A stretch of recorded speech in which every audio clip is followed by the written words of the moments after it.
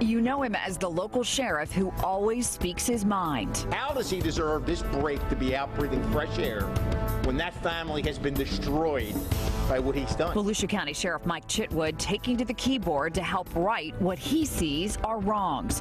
And he's getting results. Just call it social media justice. And we're honored to be joined by the sheriff this morning. Sheriff Chitwood is here with us. Great to have you. Good morning, Thank you Amy. for coming in. Thanks for having me. Talk to me about the power of social media and how that has really helped you to right what you feel were some wrongs in the justice system. You know, if you just read your local paper, you're going to get one view. And in our case, our local paper kind of supported the judge's decision and supported the sex offender.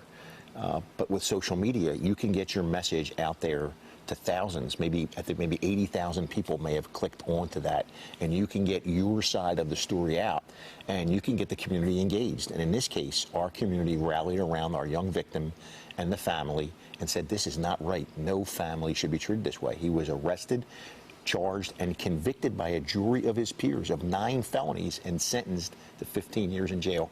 Why should he be allowed out post-conviction to appeal, which I think is frivolous? And yesterday the judge agreed and said, yeah, some of these appeals are frivolous. Did you hear from the judge in this case? Because one of the things you put on social media was to reach out to this judge and let him know that you feel this is wrong. Did you hear from the judge? No, the judge really can't ethically comment on it on the court case, and he's not going to reach out and talk to us. But I think the judge is a human being too, and the judge can see the outpouring of support.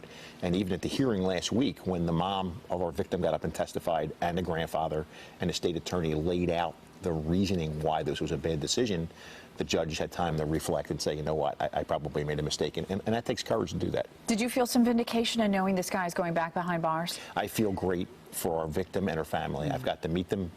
They're an outstanding family. That young lady is a beautiful young lady with a brilliant future. And, you know, and part of the healing process was knowing that the person who did this is where he belongs. I mean, think of this. She had to testify.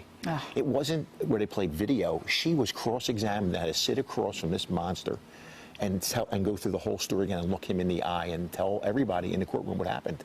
God bless her. You guys have had some big busts over the last week or so. I want to talk about Operation Dealbreaker. Tell us a little bit about what went into this. Basically, we were getting numerous complaints for drug dealing in the Spring Hill area, and this was a long-term investigation. This has been going on for months and months and months. In some cases, the kids were getting off the school bus, and they were dealing dope right in front of them. Heroin, meth, crack cocaine, pills, you name it. And so we set up the operation. We arrested over 30 people. Half of them were the dealers. We have 13 arrest warrants outstanding for them. We recovered 3 handguns, a plethora of all kind of drugs. It was a virtual smorgasbord. You name it, you can go get it. Wow. So I think we sent a strong message. We're not done yet. We're still working hard to go after that area. You know, people need to know that they can be safe. There's hardworking people live in that community. They need to know the sheriff's office is doing everything humanly possible to improve the quality of life in that area.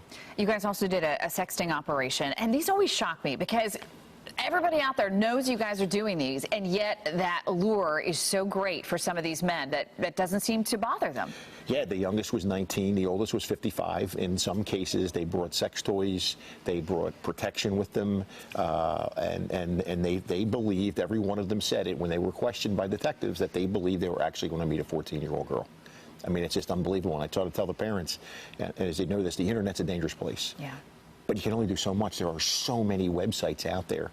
And I think the thing that was most shocking is when you sit in what's called the chatter room, because this is a joint operation with the Internet Crimes Against Children throughout the state of North Florida. There is tons of chatting going on in there. Only 11 people actually took the overt step of coming, but there was a lot of sick, disgusting, deviant chatter that goes on. They believe they're talking to a 14-year-old. And like I said, 11 took to show up. And we had one person from Jamaica who said that they didn't know it was illegal to have sex with a 14-year-old. Oh, gosh. I tell you, you could probably do one every day, do a sting operation like that every day. It's a shame. Yeah, it's a shame. And they know. I mean, they knew. They admitted they knew they were going to meet a 14-year-old. They knew that it was wrong. And in one case, the one guy said, I know I'm going to end up on a list if you turn out to be a cop. And that's what he said in the transaction, but he still went anyway. Showed up anyway. Well, we appreciate what you guys are doing every single day. Sheriff Mike Chitwood, thank you so much for being with us this morning. Thanks for the good work you're doing. Dan